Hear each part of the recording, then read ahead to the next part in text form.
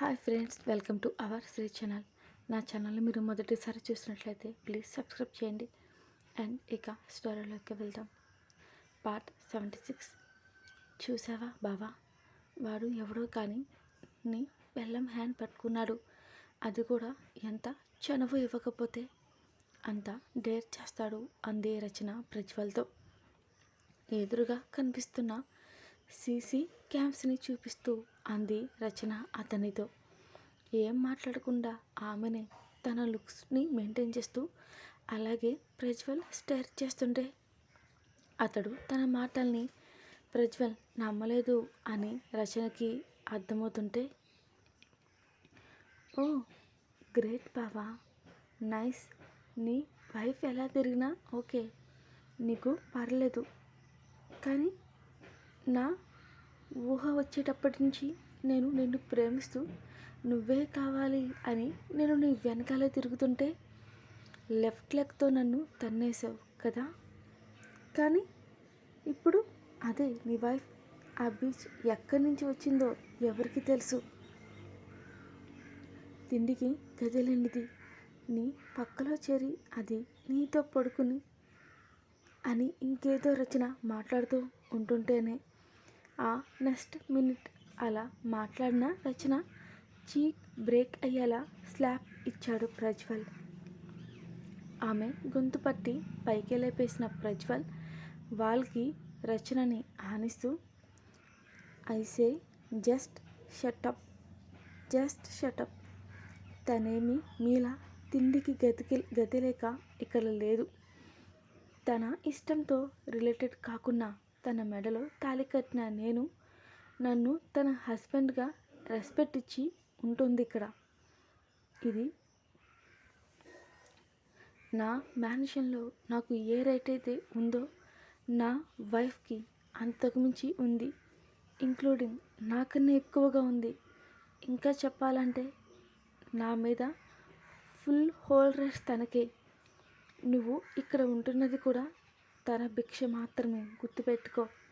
అలాంటిది తన మీద నిందలు వేయాలని చూడకు. So don't dare to try her. తనని నా ముందు ఇంకోసారి తగ్గించాలని చూడకు. మాట జారితే ఐ స్వేర్ క్యారెక్టర్లెస్గా నా దగ్గర ప్రూవ్ చేయాలి అని చూడకు రచన. ఎంతకు మించి మర్యాద చెప్పడం కూడా నాకు రాదు. Cause I trust her now blindly. So don't do dare touch her. Damn sure చంపేస్తా అన్నాడు ప్రజ్వల్. ఇంకోసారి నీ లిమిట్స్లో నువ్వు కంట్రోల్ తప్పితే అప్పుడే. వాళ్ళని అలా చూసిన ప్రేరణ కంగారుగా వాళ్ళ దగ్గరికి వచ్చింది. రిషి ఏమైంది, ఏం జరిగింది అని అనుకుంటూ. నథింగ్, పద మన రూమ్కి వెళ్దాం. ఇరిటేషన్ విత్ పీక్ స్టేజ్ అతనిలో. రచనని చూస్తూనే ప్రేరణ ప్రజ్వల్ రూమ్కి తీసుకువెళ్ళింది. వాళ్ళిద్దరి మొక్కలను చూస్తూ ఏదో జరిగింది అని సెన్స్ చేసింది ప్రేరణ. బెడ్ మీద కూర్చున్న అతన్ని చూస్తూ, ఏమైంది రిషి, ఇంతలో మూడు ఎందుకు మారిపోయింది మీకు అంది.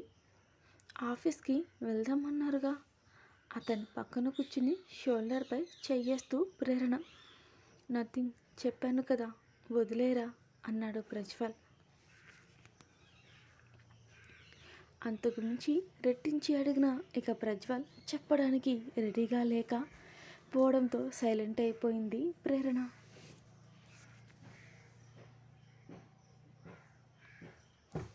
ఆమెని ఇంకోసారి అనుమానించి తనకున్న బంధాన్ని దూరం చేసుకోవాలని అనుకోవట్లేదు ప్రజ్వల్ అసలు ఏమాత్రం.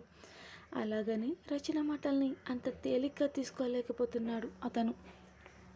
ఆ రచన అలా ప్రేరణ గురించి మాట్లాడటమే తనకి నరకంలా అనిపిస్తుంది ప్రజ్వల్ మనసుకి.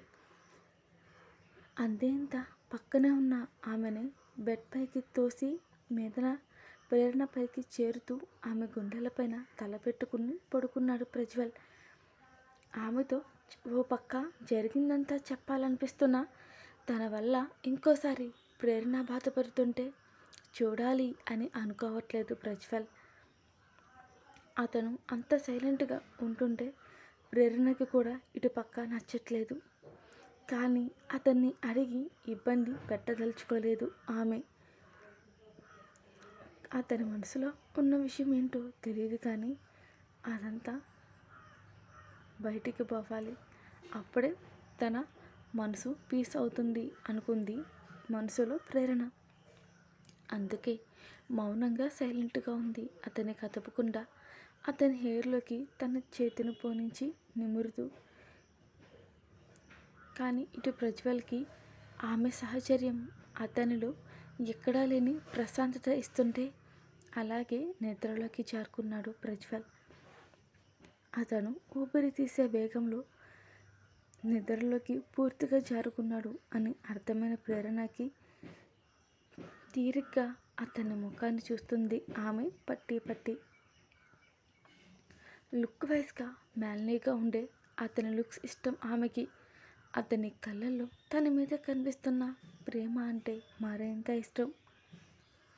ప్రజ్వల్కి ప్రేరణ పూర్తిగా అలవాటైపోయింది.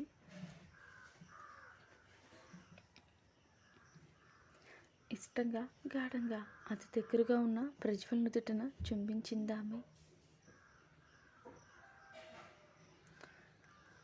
Thank you watching for this video.